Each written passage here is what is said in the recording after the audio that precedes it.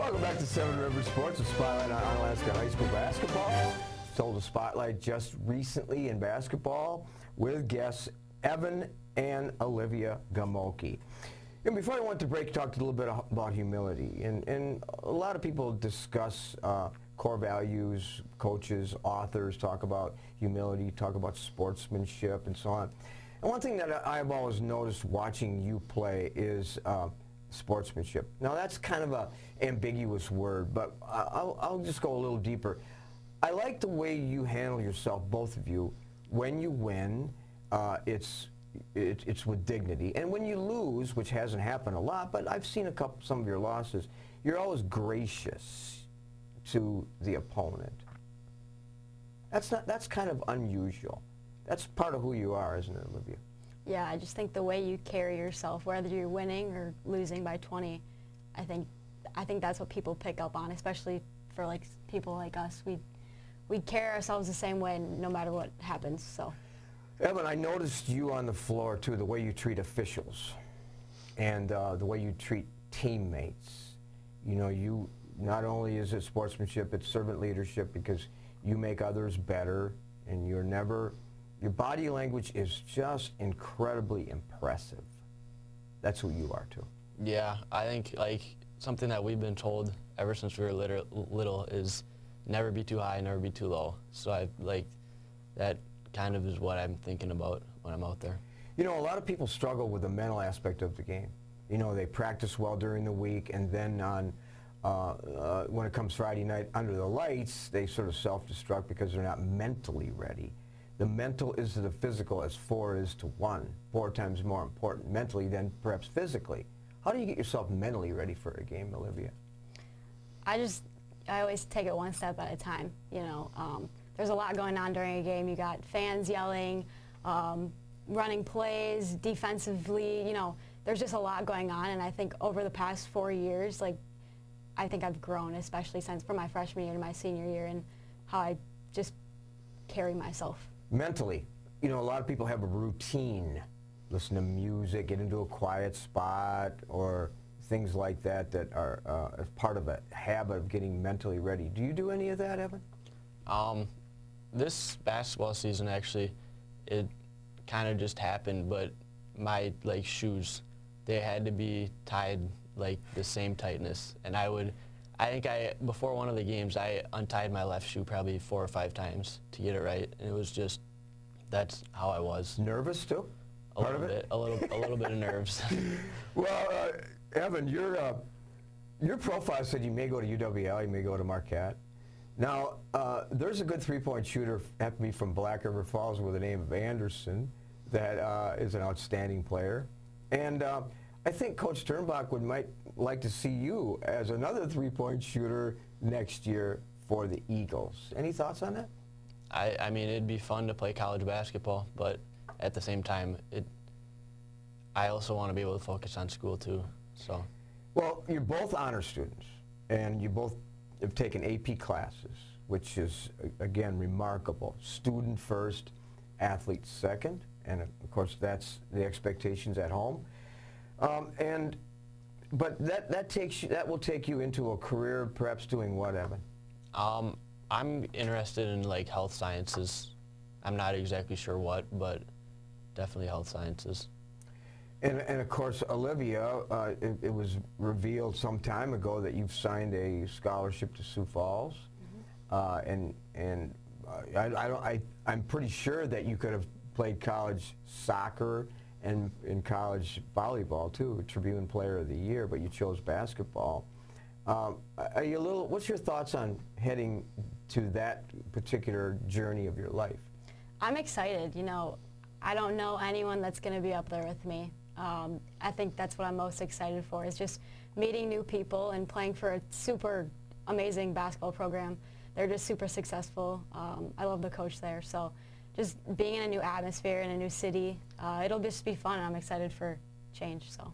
Not sure what you want to do then after you graduate in 4 years?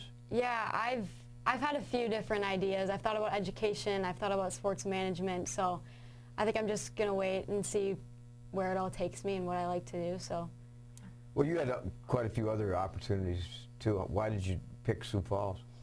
I liked everything about it when I went and visited there. It's kind of a super small school, but in a super big city. So I get the big city feel, but also get that one-on-one with my school. So everything about it was just me and everything I've always wanted in a college. And you said good coaching, too. Speaking of good coaching, Shane Schmaling's a good friend of mine. He's been on the show a few times. But here's what he said about you. Most competitive player he's ever coached. Each drill you took over when you needed. You set an example. You won 50-50 balls, which says a lot in itself.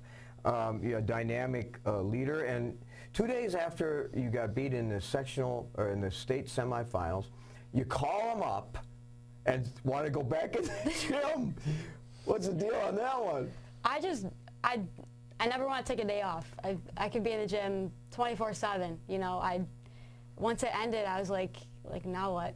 You know, so especially with him, he's always going to be there for me, and I know that, and I feel like I can text him whenever I want to. What's your thought on that quote that he shared with me? That surprised you? No. I mean, it's something he would say for sure. Speaking of coaches, Coach Cole played for me. I don't know if you knew that. Worked for me and grew up in the club, and like your mom did. Here's what he said about Evan Gamoke. Steady, focused, determined, works hard, and quietly leads. Thought? I mean, that's kind of how I am. I don't like to be up front or in the spotlight or anything, so. You always work hard though, don't you? Yeah. And you never take a possession off, a drill off, and you are a great listener. You absorb what the coaches tell you. Yeah, I try my best to do that.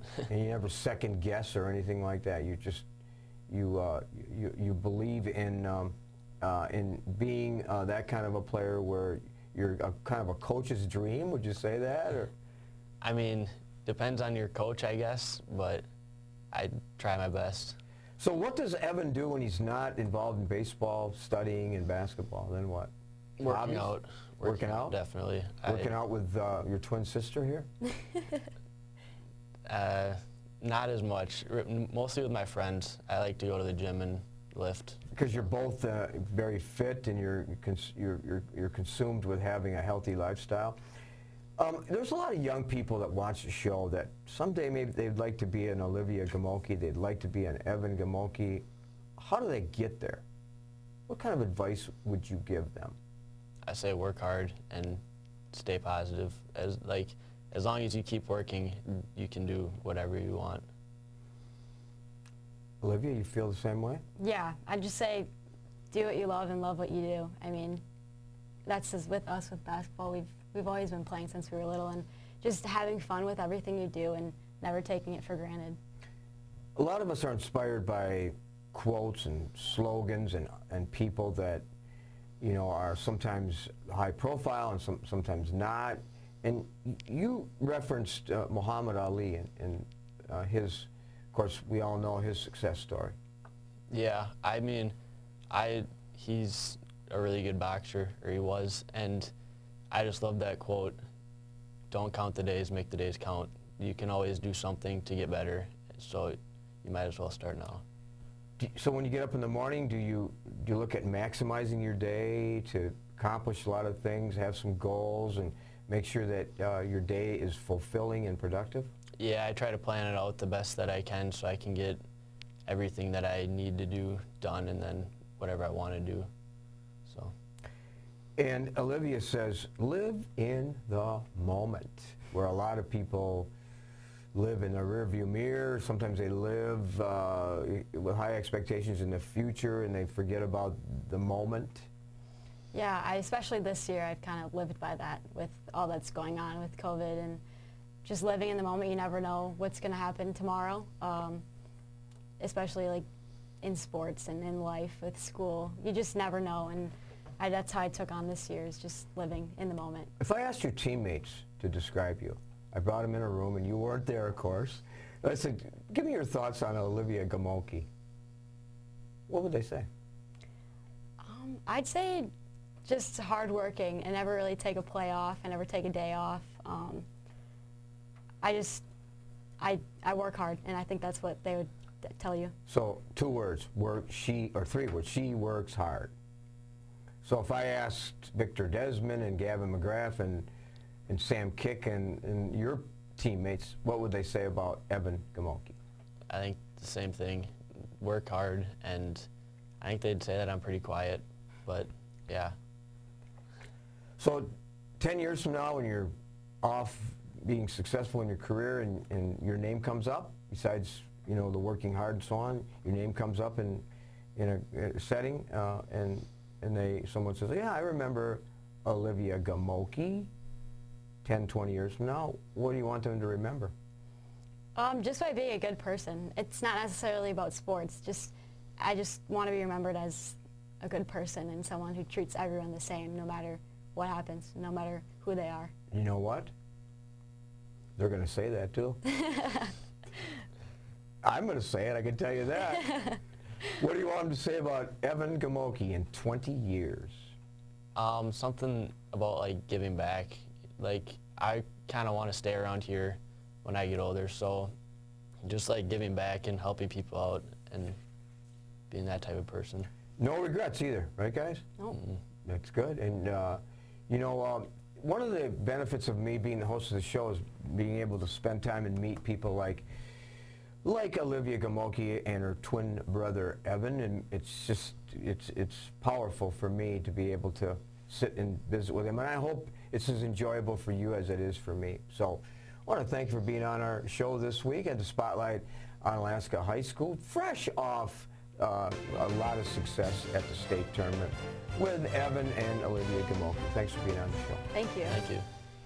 With our busy lives, it's a comfort to know that we can still remember loved ones in a traditional way with a monument. Lewiston Monuments in Lewiston, Minnesota has been helping families purchase a monument for over 4 generations. You'll find a large selection of beautiful granite, marble, and bronze monuments, all at competitive prices. And they're a full-service company, so they also do straightening, cleaning, and repair of monuments. Stop in or call for a no-obligation consultation, or visit lewistonmonument.com for more information. You know, the thing I'm most proud of when I think about our company is the reputation that we've been able to build in this community. Our technicians have done a great job going out and performing magnificent jobs for the customer. And our customers have rewarded us with some really great reviews online. We have over 150 5-star reviews online right now. Our technicians do a great job out there, and our reviews show it. We can say without hesitation, when you choose Schneider Heating and Air Conditioning, you'll be glad you did.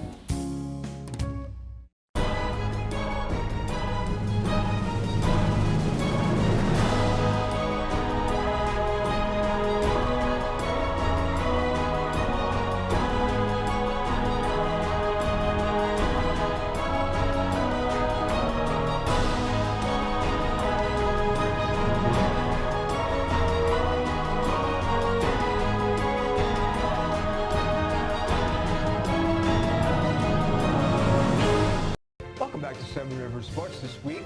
It's a privilege to have Rick Boyer, a good friend and involved in the community, and a baseball coach, head coach for 18 seasons, just retired. You talked about your assistant coaches, but let's kind of prioritize your assistant coaches a minute. Sure. Okay. So your number 1 assistant coach lives in your house, and her name is Sue Boyer. I was talking to her the other day. You've been married 50 years. Yeah. And August 22nd, it'll be our 50th wedding anniversary. So when this show airs, we will have already celebrated our 50th wedding anniversary, which, by the way, we're taping the show on August 8th, and our wedding anniversary of 50 years is, we're taping it on August 5th. Excuse me. Our wedding anniversary is August 8th. 50 We are years. old. Oh, my goodness. So I talked to your number 1 assistant coach, and she told me, well, the marriage would have never lasted unless I bought into and was a huge supporter of baseball, which she was. And in fact, what was really interesting is that you didn't play a game nor you coach a game when you got married. You took that day off and you actually were at the wedding and the reception.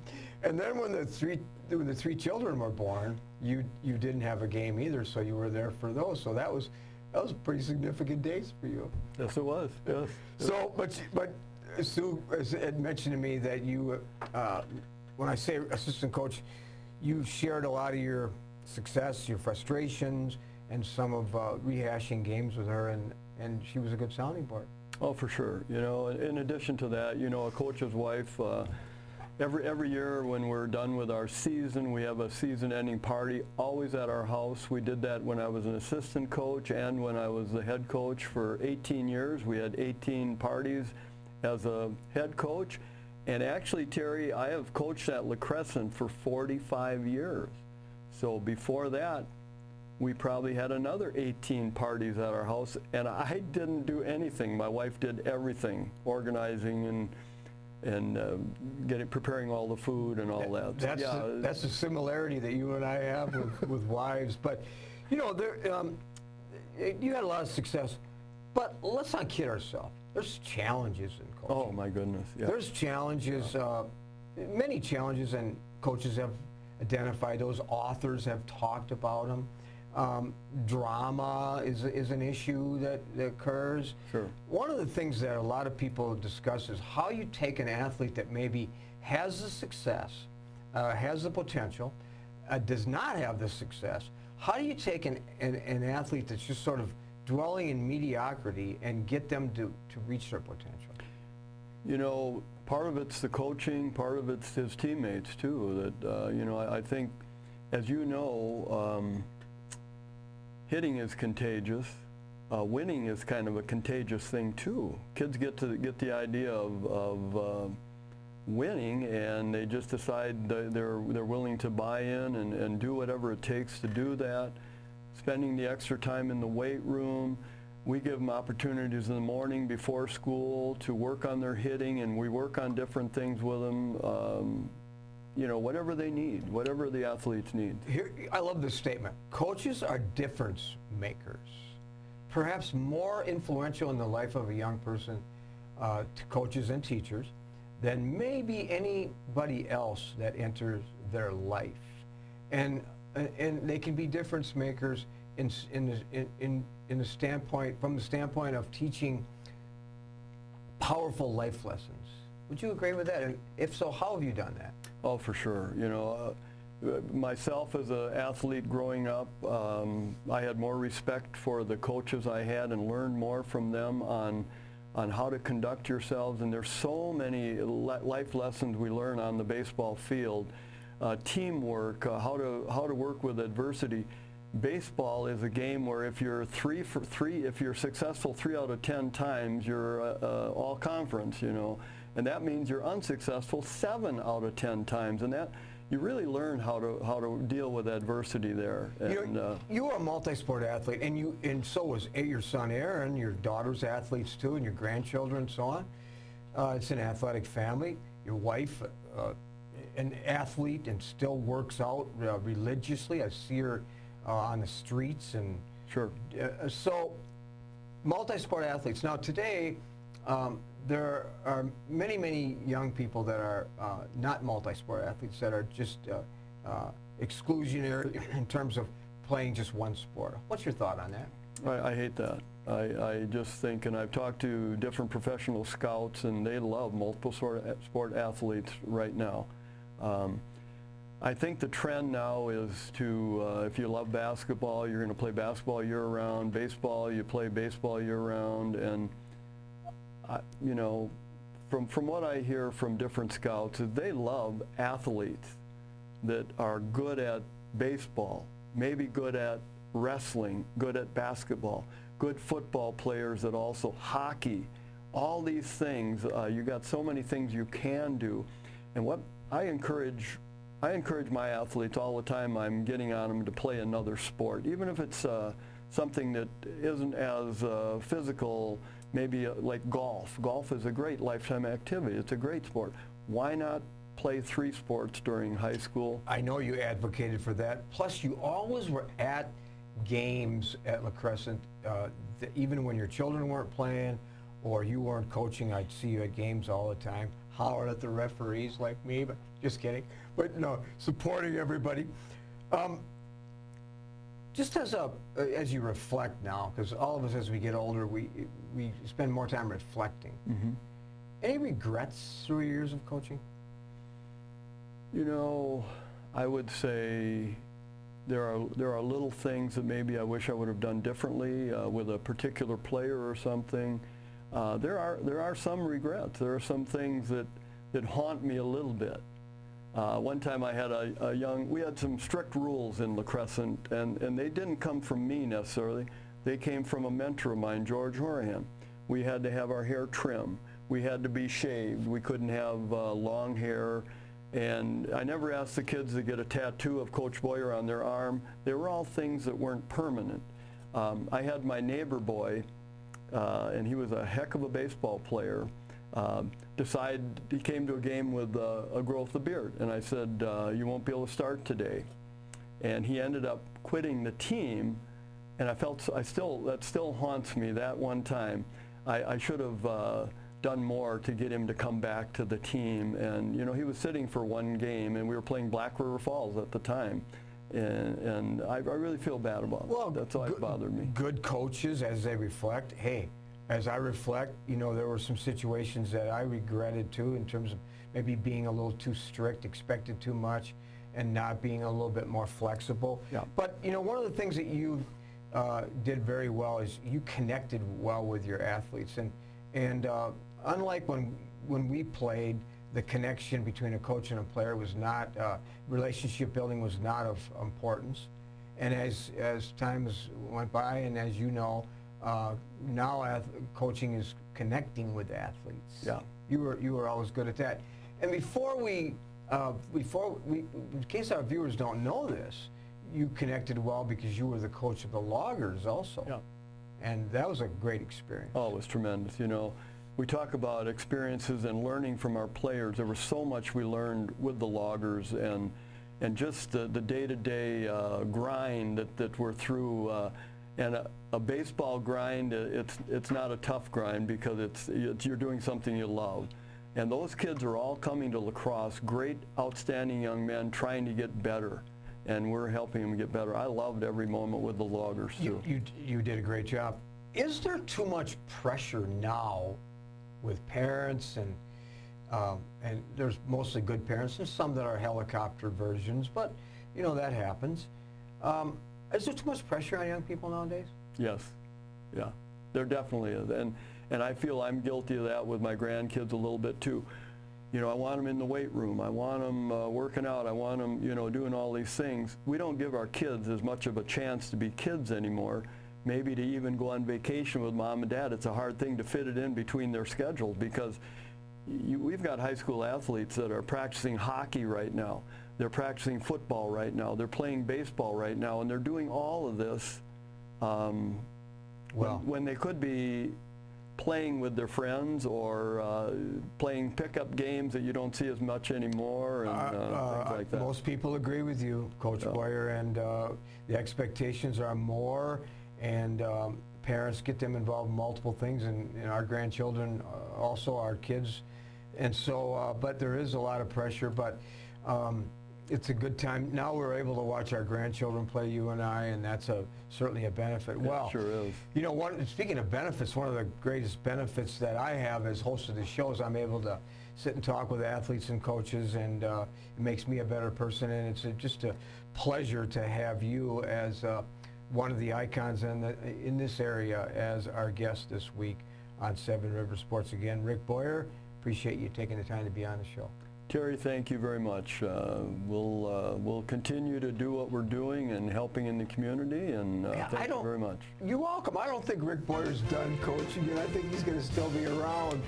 So keep an eye on that. All right, we'll be back with some closing thoughts right after this. You know, the thing I'm most proud of when I think about our company is the reputation that we've been able to build in this community. Our technicians have done a great job going out and performing magnificent jobs for the customer. And our customers have rewarded us with some really great reviews online. We have over 150 five-star reviews online right now. Our technicians do a great job out there, and our reviews show it. We can say without hesitation, when you choose Schneider Heating and Air Conditioning, you'll be glad you did. When you're faced with the decision of selecting a monument to honor someone dear to you, call Lewiston Monuments for a no-obligation consultation. Lewiston Monument is a full-service monument company, serving families in Iowa, Minnesota, and Wisconsin for over 4 generations. You'll find beautiful granite, marble, and bronze memorials, all at competitive prices. Their experts can help you design the perfect and unique memorial. Lewiston Monument. Call today or on the web at lewistonmonument.com.